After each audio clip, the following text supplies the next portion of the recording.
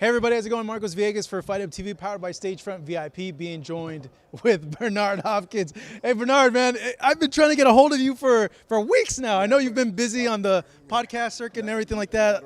Yes, a lot of great content coming out, but I've been dying to ask you about two topics. One of which I wanted to get to your take on this Crawford-Spence rematch. In your opinion, given what happened the first time around, should it even happen, and does it look any different? I think that there's two questions there, I believe.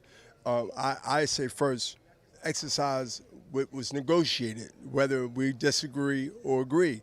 He negotiated, his handlers negotiated before the fight took place. So my thing is, given what they negotiated, unless they bail out, when I say they, well, that's one or two say, hey, no, I'm going to go to the next, I'm going to go this way. But he's locked in, so Crawford only can do but so much when it comes to fighting anyone else except Earl Spence because of the contract. I like to see Spence get the opportunity to show that that was an off night or super off night or whatever else that what was revealed or not, that he can explain it by getting his rematch and doing better, way better than he attempted to do the first fight. But yes, he has a rematch clause. Honor the rematch. As crazy and silly as it might sound, I've seen a lot of other things in other sports, but I didn't want to see this again because I know they ain't have a chance on winning it. Some, if not over 60% of people might think that, but I think a little different. I think that not that he might win, but I think it would be different, which would be entertaining to us looking for it not to be any different than the first fight. So exercise, which you negotiated, grant that on both sides, and then move on to, matter of fact, you should already have what you want to move on next to in the works anyway. That's what managers, advisors, promoters, that's what they do. And hopefully some fighters will start taking that good lesson. But anyway, I think that the fight has credibility to go for the rematch based on what they negotiated. Yeah, because a lot of people say, and I've been hearing, trainers, other fighters like, hey, that didn't look like the Errol. And other people are saying, don't say that. Don't take away from how good, how great, how special Terence Crawford is. Yeah, I mean, Earl Spence have to show that whatever was said, and a lot was said, that the second fight, because of the rematch that was negotiated, he has an opportunity to redeem himself, Spence. Give him that opportunity to redeem himself because he's exercising his right. So give him his rights. We're about giving people their rights, aren't we? So I think that no matter what I think or you think, he's exercising to prove that that was, as some would say, this or that wasn't him. Maybe it was the accident. Maybe it was this. Maybe it was that. He get a chance to make the loss right by getting the win. Who knows? We know what happened the first fight. In most cases in the history of boxing, it's normally in a big different the second fight. But one thing about boxing than any other sport, what you think is going to happen, who you think is going to win, there's always a judge or some kind of outcome in or a fight that it says, wait a minute, I didn't expect him to come that way.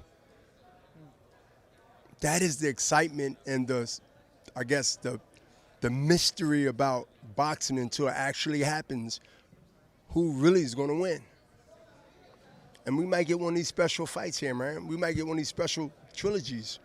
Well, that means that Spence going to have to win. Correct. Who knows? Who knows? Crawford has mentioned that he just wants big fights at this point, big money fights that will add on to his legacy. And he actually called for a fight against Canelo. Yeah, that's a huge big fight. What do you make of that? But the big fight, let me tell you that the big fight is, if you want to make big fights, you set up business to do big fights by having it first on paper, so you don't have to do that again. You don't have to negotiate that is already there. You know, it's like the TV contracts when HBO was in boxing. You would get a 3-fight deal, you get a 4-fight deal. Any fighter out there that has that marquee value, where they can have a representation or representation to let them know is that, hey, you're going to get the title. When you get it, or if you get it, it's depending on the way they talk. You already set up where if you, Crawford, win this fight against Spence, then you become the man that beat the man. Now you in power. But your deal is already in place, because prior to negotiating getting that opportunity, you already locked yourself into 3 fights, maybe 4 fights. So now when you do win, because you believed in yourself and it came to fruition, now you're going to say, I got this contract. Showtime.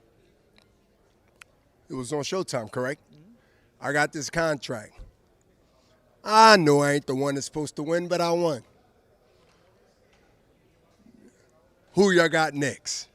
Or let me give you the list and say, I can make 30 million. I can make 30 for this fight. I got 3 fighters on this contract that was pre-done before I made history. So let's get the dates together now. We got to put independence in there. And then move forward. See, these are the things that need to be taught to us. I'm going on something else, but not too deep. It ties in, because now I'm giving knowledge. We have to learn that the more we know, the more we save in money, in time, which is that. And you don't have to rely and be dependent instead of being independent and understanding these things. Now they can sit you on the shelf with a big achievement, or go through square one again, or back to first base and say, hey. And that's time. We're not talking about a 26-year-old, 25 years old, 24 He's 36 at now. We're not talking a 25 or 24, 23, 22. So I think he knows, like 36, Father Time. But they know too. Yeah. You ain't the only one to know. You think you're an alien? You ain't the only. Man, these people watching this is going to be cracking up. Not only because you're referring to the alien stuff on the news. You got to be a friend of the alien. That response you just said. Alien. I've been an alien at some time, but I am an alien. Does he win? Can he beat him? Can he beat Canelo? Is his skill so much that he's able to bridge the weight classes? Trust me. He has a legitimate chance. Over 60% for his mind. If you say, Bernard, give me a number. Give me a number. He has an 85+ chance to beat Canelo. Why? Yeah. Because he's not going in there, from my understanding and what I see, and having a conversation with him years ago about what he wanted to accomplish, and now that he's here. That now he's not going in there to prove something, which will fall into Canelo's hand. He would love for him to prove something. That means you will stay there and try to prove something. But to go in there and to let him know, establish that from the first round, that I belong, without showing that I am tough. I earned my position to be here. And I want to show you, even though you're being stubborn, that your time not only have came, but it's gone. Canelo has to be thinking different based on what he's seeing and what's being done to him. Not beat up, not this. He has to be shown that he's slowed up. He ain't going to surrender and say, I slowed up, so I'm going to act like it. No, he has to be shown. And it has to be early for that chance to be granted to Charlo. He has to actually establish that for this is going to be a long night. Yeah. He got to, and it's not. He has to have the conditioning too, right? Tell you, it wouldn't be the long night for Canelo. Oh, for Crawford. No. For Jermell. For Jermell. No, Jermell. Jermell. Yeah. We're talking about Canelo here, right? Yeah. I was going to lead into that. Like, before we talk about Crawford, he has that fight with Jermell, which a lot of people are giving him a chance to win, too. It looks like you, too, right? I give him a chance based on if he set the tone the way it needed to be set early. The fight haven't happened yet. Yeah. I would know how it's going to be before it gets to the 9th round. Is what he did at the beginning of it. Yeah. The beginning of it. Yeah, a lot of people are saying that conditioning is going to play a big part in this fight. A lot of other things. Yeah, but they say conditioning because Canelo will pressure you and wear you down, and that's how he gets you. It's more than that, yeah. The condition of this. Yeah. Your body only can get a certain level in shape, and then you can start declining where you out of shape. You ever heard of a thing called overtraining? You can overthink things too. I don't believe there's any human being in this world that haven't overthought something. Just like you can overtrain. That's why they say go and relax, take a nap, wake up, recharge. Because that's the best thing you can do, because I guarantee you when you do that, sports or non-sports, you will look at the picture in the deal, whatever that deal is, you'll look at a whole lot different based on taking a 35 to 40-minute nap or 10-minute nap, a power nap, whatever it is that you need to come back and say, no, I would never do that. Well, you was talking like you was excited, but you went and took a nap and woke up. That nap helped you. It works for me. Yeah. So what I was saying with the conditioning part is people have said, like, hey, look at Caleb Plant. He was doing well, but Canelo wore him down. Look at someone like Bivol. Had conditioning. Obviously, he was bigger, more skillful, but Canelo has trouble with guys in the distance. And they said if Jermell can do that, there's a path there for him to win. He just has to be able to take the punches of Canelo and to last the 12 rounds. No, he don't. No. He just have to be able to avoid the punches enough where the punches is not solid, the punches is not connecting solid. Listen, you dealing, we're going to be at a gunfight. And Bro said, what do you mean a gunfight? Okay. One guy has a smaller caliber, the other guy has a big caliber, right? You going up close to close, you having a stare down, you got a double barrel, I got a 22. I know I got a better chance of living and getting shot from the neck down than getting blown away with a double barrel 3 feet away from you. 3 feet. You splattered everywhere. Yeah. So whoever get there when they need to get there, whoever can't keep up with the pace, whether it's with the feet or with the hands or just all around skills, then they're going to see themselves taking chances and taking risks. You must have the bigger, stronger guy blowing at the wind. Means that he got to be throwing punches to kill you, and you just doing enough to matador to the bull. Have you seen matador to the bull? But have you seen that from Jermell? Is it capable? That should be the end of the conversation of interview. Yeah. Because when somebody tell you from all the evidence to show that you have one guy coming from one weight, he has to fight this way because he's with a bigger, stronger, still fresh guy named Canelo. The only thing I can think in September of all places, of months of the year, Independence has to be a matador versus the bull. What better way to end the holiday, right? Independence, you got the matador, the bull is coming. We know who the bull is.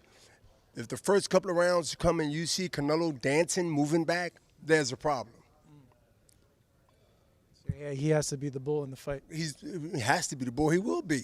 Why would a bigger, stronger guy that can hit you with one punch and knock you out? Not go in pressure, yeah. If he allows himself to get pushed back, that's bad news for him.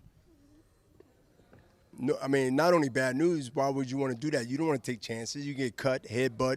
You want to take chances and get it out of the way. Even if you try to give the fans a couple of rounds, you're still playing with accidents happens. So just think about Matador and the Bull. We've seen the Bull do damage to the Matador in real life. We know it can happen. That means Charlo had to fight a perfect fight to not wind up being the Bull's victim. Matador, Bull. I don't even have that patent. I would charge anybody if I had thought about this a couple of hours ago before we did this interview, because I'd have called the lawyer and made sure he patented it. But the Matador versus the Bull sums up everything dealing with the conversation. All right. My opinion. Yeah, to end it. Yes, you ago. could. But in one word. The way he would have been. But man, honestly, give me a call for the like, not today, Bernard. And one word. Who wins the fight? In your opinion, one word. We'll end it at that. Tell me who's gonna win the fight. One word. The Matador, the Bull. No, you gotta Charlo or Canelo. I just said the Matador, the Bull. All right, he's staying on the fence with this one. No, it ain't even on the fence. The Matador and the Bull. Canelo's coming forward. He's definitely the Bull. And the Matador, we know who that is. So whoever do their job the best and be who they are will win. All right. Good seeing you, my man. The Matador versus the Bull. Bernard Hopkins, Marcos Villegas, Fight Up TV.